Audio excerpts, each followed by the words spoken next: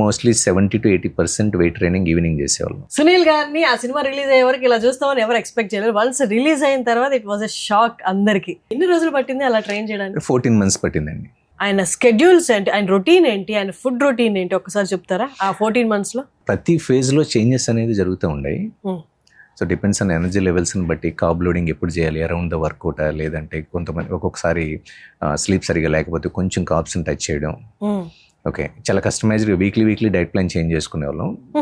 So programme కూడా, exercise programme కూడా ఆయన స్కెడ్యూల్ని బట్టి most probably morning fasted cardio ఎక్కువ చేసేవాళ్ళం.